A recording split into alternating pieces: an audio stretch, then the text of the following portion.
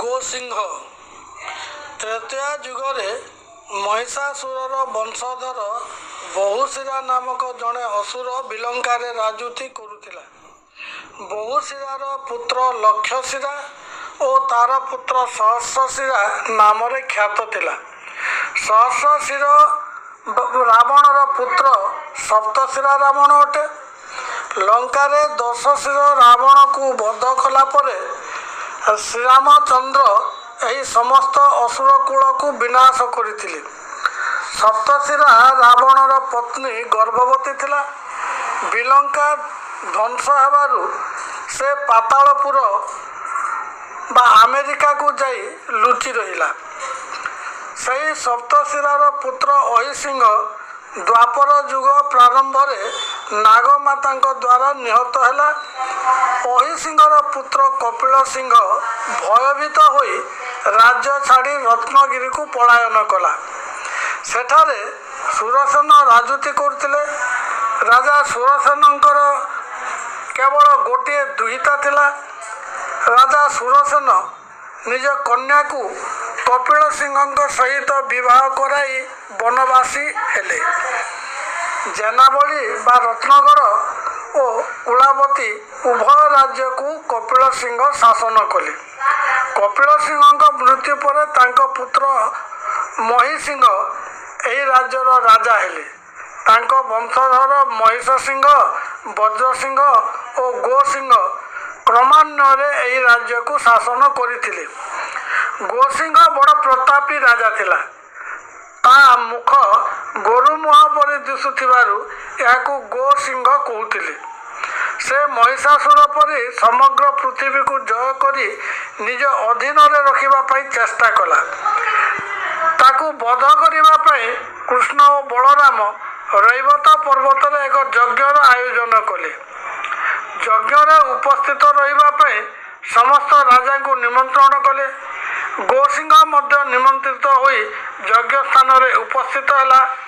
କିନ୍ତୁ କୃଷ୍ଣଙ୍କର ଛଳନା ଜାଣିପାରି ଗୋସିଂହ ମଧ୍ୟ ମଧୁର କଥା କହି କପଟରେ ବନ୍ଧୁତା ସ୍ଥାପନ କଲା ଏବଂ କୃଷ୍ଣ ବଳରାମଙ୍କୁ ଦଣ୍ଡ ଦେବା ପାଇଁ ସୁଯୋଗ ଖୋଜୁଥିଲା।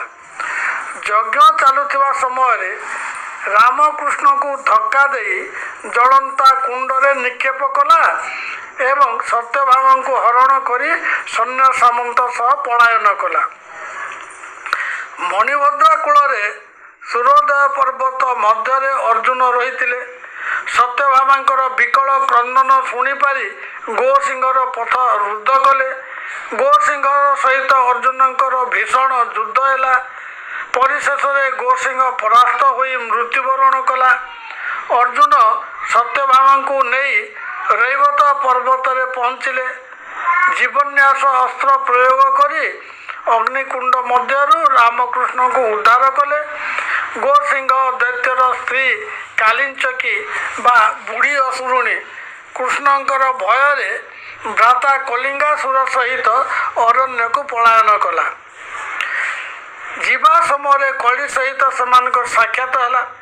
କଳିଙ୍ଗାସୁର ବା ମୂଷିକ ଦୈତ୍ୟ ସହିତ କଳି ଘନିଷ୍ଠ ବନ୍ଧୁତା ସ୍ଥାପନ କଲା ଏବଂ ଦ୍ୱାପର ଯୁଗ ଶେଷରେ ସମଗ୍ର ପୃଥିବୀର ଶାସନ ଭାର କଳିଙ୍ଗାସୁର ହସ୍ତରେ ଅର୍ପଣ କରିବାକୁ ପ୍ରତିଶ୍ରୁତି ଦେଲା। ଦ୍ୱାପର ଯୁଗ ଶେଷ ହେବା ଯାଏ ଅତୁଟ ପର୍ବତର ନିଘଞ୍ଚ ଅରଣ୍ୟରେ ଗୁପ୍ତବାସ କରିବାକୁ ପରାମର୍ଶ ଦେଇ କଳି କହିଲା, ମଧ୍ୟ ଅରଣ୍ୟ ଭିତରେ ଅନେକ ପର୍ବତ, 40 ଯୋଜନ ଦୂରେ ଅଛି ପୁଣ୍ୟ ତୀର୍ଥ। ସେ ତୀର୍ଥ ପର୍ବତ ନାମ ଗନ୍ଧମରଧନ। ତାପାରୁ ସେ ଅତୁଟ ପର୍ବତ ସେହି ବନ। ସେ ଅତୁଟ ପର୍ବତ ନିଘଞ୍ଚ କାନନ। ଗନ୍ଧମର୍ଦ୍ଦନ ପର୍ବତ ପୂର୍ବ ଦିଗେ ଜାଣ। ସେ ପର୍ବତ ତଳେ ଅଛି ଯୋଗୀଙ୍କର ମଠ। 500 ଶିଷ୍ୟ ଘେନି ରହିଛି ଗୁପତ। କୌଶିକ ଋଷି ବୋଲିଣ ତାହାଙ୍କର ନାମ। ସେହି ବନେ ଆଉ ମିତ୍ର କରିଛି ଆଶ୍ରମ। ସେଠାରେ ଗୁପତେ ଚାଲ ତୁମେ ଯେ ରହିବ, କୌଶିକ ଋଷିଙ୍କ ଶିଷ୍ୟମାନଙ୍କୁ ଖାଇବ। ଏହା ବନଦୁର୍ଗା ପୁରାଣରେ ରହିଛି। କଳି କଥାରେ ସମ୍ମତ ଜଣାଇ କଳିଙ୍ଗାସୁର ଅତୁଟ ପର୍ବତ ନିକଟରେ ବାସ କଲା। 10 ବର୍ଷ ବିତିବା ପରେ ମହାଭାରତ ଯୁଦ୍ଧ ଶେଷ ହେଲା। 18 ଦିନ ଯୁଦ୍ଧରେ କୌରବ ବଂଶର ଧ୍ୱଂସ ହେଲା। ନିଜ ବଂଶ ବିନାଶ କରି କୃଷ୍ଣ ଓ ବଳରାମ ଶରୀର ତ୍ୟାଗ କଲେ। ପାଣ୍ଡବମାନେ ସ୍ୱର୍ଗାରୋହଣ କଲେ। ଦ୍ୱାପର ଯୁଗର ପରିସମାପ୍ତି ଘଟିଲା। ଶ୍ରୀକୃଷ୍ଣଙ୍କର ପିଣ୍ଡ ଦାରୁ ରୂପରେ ପ୍ରକାଶିତ ହେଲେ। ବଳରାମ, ସୁଭଦ୍ରା ଓ ଜଗନ୍ନାଥ ତ୍ରିମୂର୍ତ୍ତି ଧାରଣ କରି ଶ୍ରୀକ୍ଷେତ୍ରରେ ପୂଜିତ ହେଲେ। ପରୀକ୍ଷିତ ରାଜାଙ୍କୁ ସର୍ପ ଦଂଶନ କଲା ପରେ ପୃଥିବୀରେ କଳି ଯୁଗ ପ୍ରବେଶ କଲା। କଳି ସହିତ କଳିଙ୍ଗାସୁର ବା ମୂଷିକ ଦୈତ୍ୟର ପୁନଃ ମିଳନ ହେଲା।